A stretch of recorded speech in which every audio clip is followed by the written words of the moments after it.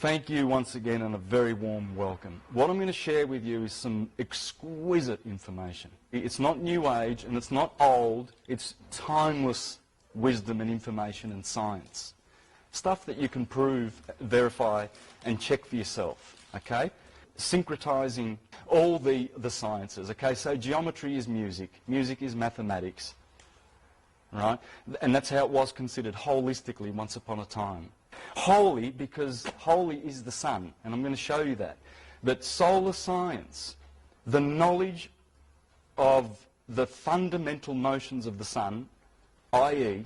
solar science, is our way to understand everything. It's our atom, it's our home, we're here. Our souls are here on this atom, because that's what it is. It's, in the macrocosm, it's just a big atom, and it used to be called Atum. The Egyptians called the sun Atum, and that's where we get atom from. This knowledge can heal you. This knowledge can enlighten you. This knowledge can help you to be the person that you're meant to be. Some basic fundamental cycles. The day, the year, and the great year. Okay, so that's day. Okay, then we have year, and then we have the great year. This is 24 hours, this is 365 days and a quarter, and over here we have, I'm going to put a figure of 24,000. Every 24,000 years we go through a cycle. Now you will have probably, if you know about precession, I'll give it another name here, precession, you would have got a figure of 25,920 years. Now they're both correct, okay? It's between 24,000 and 26,000, give or take.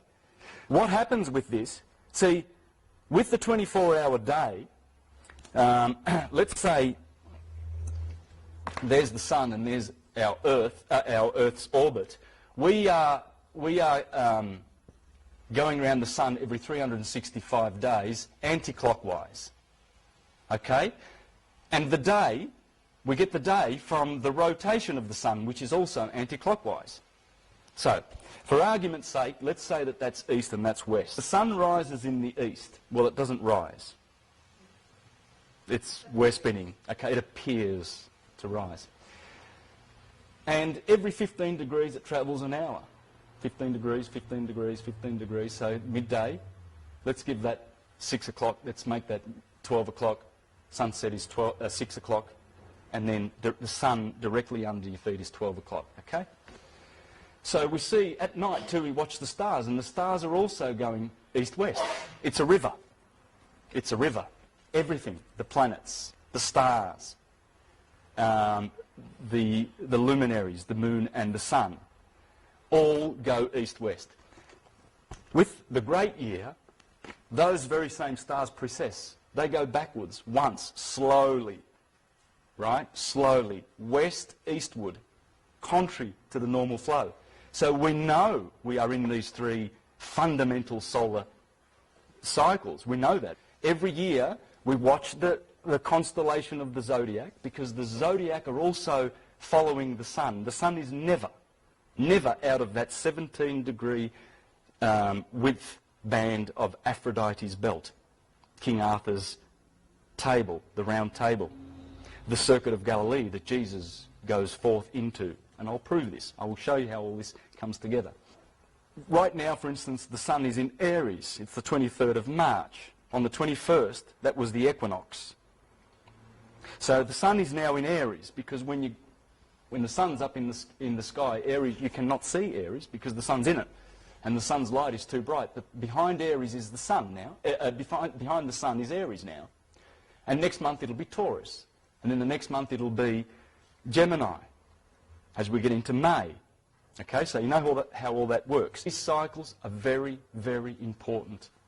And it's the knowledge of these cycles, our atom, that we live on, that you will use to navigate through the rest of this presentation, and you will understand. I'm encouraging a lot of people to read this book, please. This is real modern science. This is Walter Cruttenden from the Binary Research Institute, I think it's called, in California.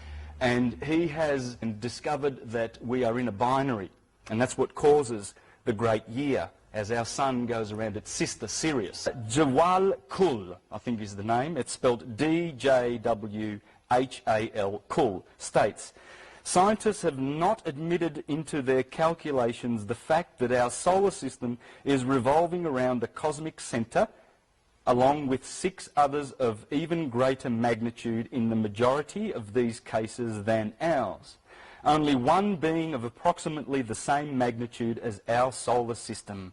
Like a planetary atom, the solar atom not only rotates on its axis, but likewise spirals in a cyclic fashion through the heavens.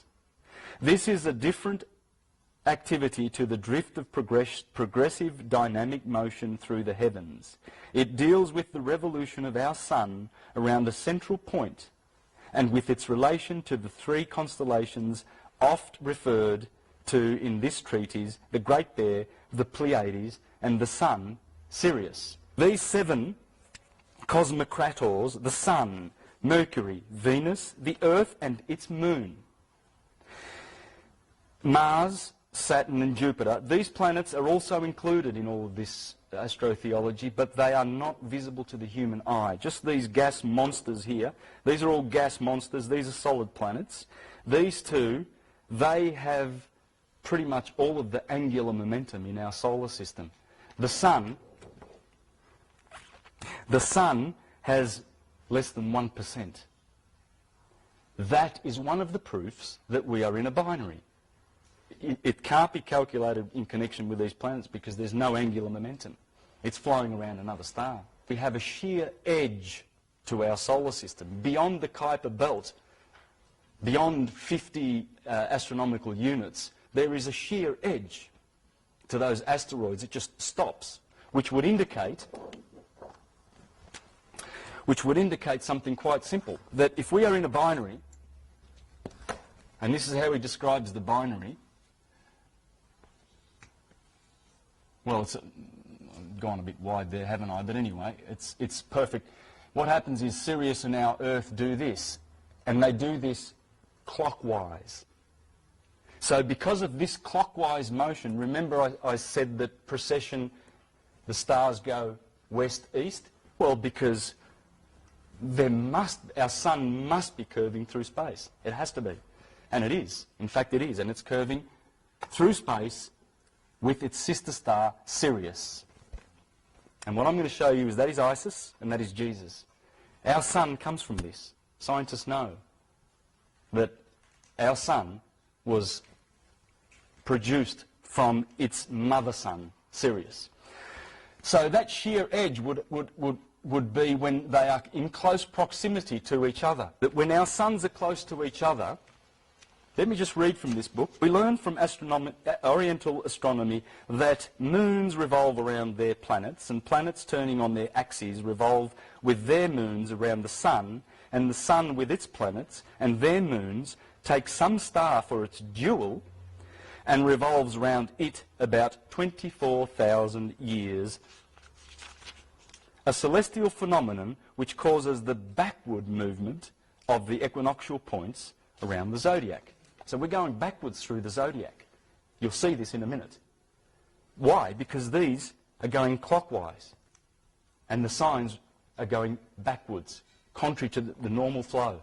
So now the sun is in Aries, next month it'll be in Taurus, and then it'll be in Gemini, as I said before, because it's going that way. Okay? But the ages go backwards. Let's have a look at the key. Now, that is the Earth, and that's the equator. 23.5 degrees above the equator we have a tropic. Okay, that's the Tropic of Cancer. That's the Tropic of Capricorn. And I'm going to do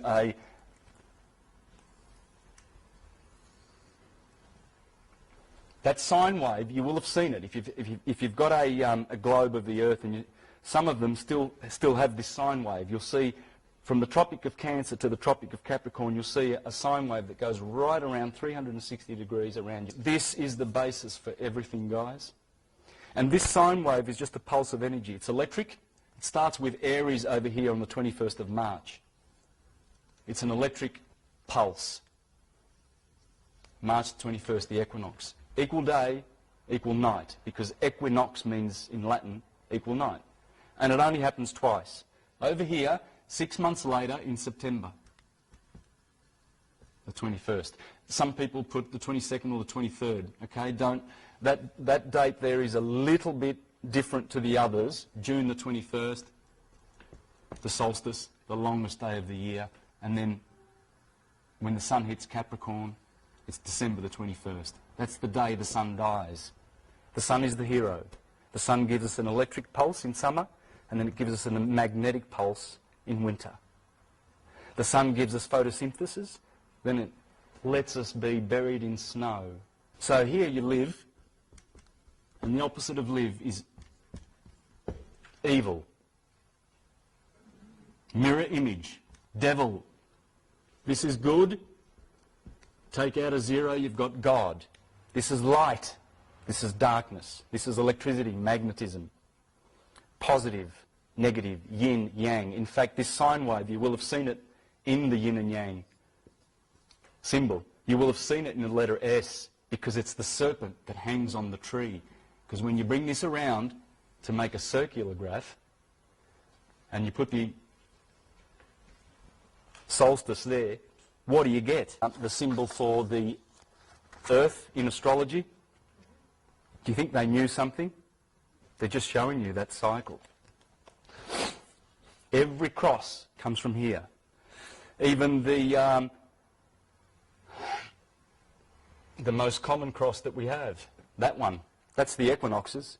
This is the summer solstice because it casts a short shadow, and that's the winter solstice because it casts a long shadow. And it's also the Kiro. You've seen that one. Kiro. In Greek, the first letters for the word Christ, because Christ is the sun. Krishna is the sun. KR always represents the sun. Cairo in Egypt, where the pyramids and the obelisks that create this shadow on the ground, every year the sun goes from summer to winter. Summer, autumn, winter, spring on the horizon. It's 47 degrees on the horizon. And it casts a shadow which makes an X on the ground. That X is Kiro. It's the Christ. Our God, our way out of here, the fire, this corresponds to the sun, by the way. Sun. This is sky. This is sea. And this is land. The fire is the sun. And as you will see later, it's pure science in the Bible, because when Jesus says, no one goes to the Father except through me, it's through fire that we must be purged of everything before our immortal souls return to their abodes, whence they came. And it's also the figure 8, the symbol for eternity, because you can bring this around. So you can have Aries over here, Aries, Taurus, Gemini, Cancer, Leo, Virgo, or you can have it from here. Aries, Taurus, Gemini. I'm going to take it from here. But the figure 8 is there. It's a perpetual sign of perpetuity. It's also the swastika. There's the sine wave. But a swastika is also, that's a stylized swastika. It's every symbol. The Ankh from Egypt. From the northern hemisphere perspective, not from here down in Australia, because now in Aries we've got autumn, haven't we? But up there it's spring. And that lamb, the ram of Aries, that is there, that 30-degree space from March the 21st to April the 21st, that's the sign that it occupies there. And the wool of the lamb represents the blossom. And that's when the year begins. Everything starts from here, as I will show you. Okay, it's the springtime. Spring, summer, autumn, winter. I'll put winter back over here too so we can see it going around this way. Okay, it's the springtime. Spring, summer, autumn, winter. I'll put winter back over here too so we can see it going around this way, but